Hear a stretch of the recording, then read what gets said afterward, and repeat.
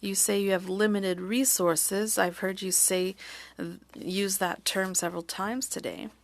In 2014, the RCMP had 29,000 resources.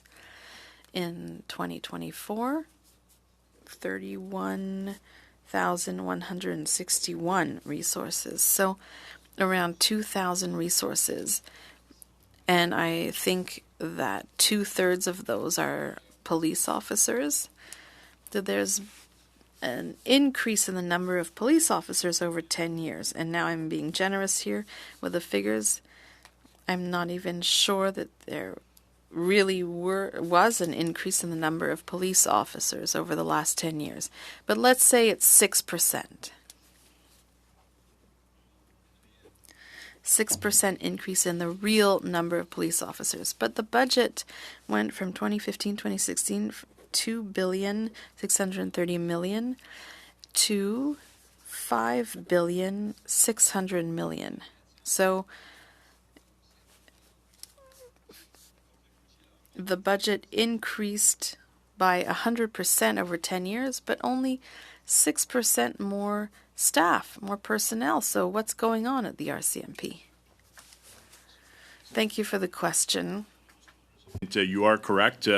Approximately 32,000 employees in 2024.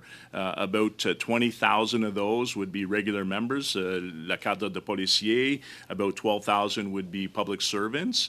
It's important to note over the last decade, we've also actually looked at functions within the organization. So does a police officer need to do some of the technical expertise work, some of the cybersecurity work, some of the cybercrime investigations?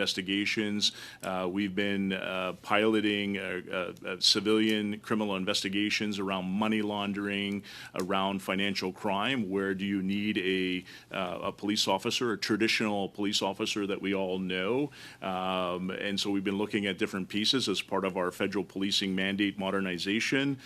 Specialized policing is very much public servant and civilian members supported.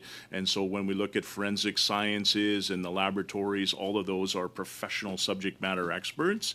And when I talk to limited resources, you are correct. In the last decade, crime within our country has evolved. It's changed significantly. The investigations, the court rigor are much more demanding than they were previously. From a protective policing perspective, we've had to be agile to realign resources. And so we have a set limit number of police officers within a set budget, and we maneuver and move based on priorities, based on crime severity, and based on what we believe at the time are significant threats. And that is the reality of what we're facing. And so when we speak to the border and looking to the future, we have been working with public safety and CBSA as what would be a realistic, ideal piece where we combine technology with human resources, what is realistic around recruiting, what is realistic around training, and the outputs to make sure that we spend financial dollars from the government wisely. And so there's a real blending of the work that we're doing here. It's not a simple piece, and also we still have a responsibility to fill contract policing seats and frontline policing across our country. Et je veux pas vous interrompre, mais il semble que I don't want to interrupt, but it seems to me that back in 2014 there were 35 million Canadians, now 41 million. So I know that the police calculates the number of police officers per 100,000 Canadians. So you've had an 18% reduction. And if I look at Canada overall, there's a reduction in the number of police officers per 100,000 Canadians. So it seems like you're almost more like firefighters than police officers. You go where there's a fire, there's a theft of a car, you send people, and then you stop. Trump is elected, and then Minister Champagne says, we've been preparing to protect the border for the last few months, which is odd because you'd think the border would always be protected.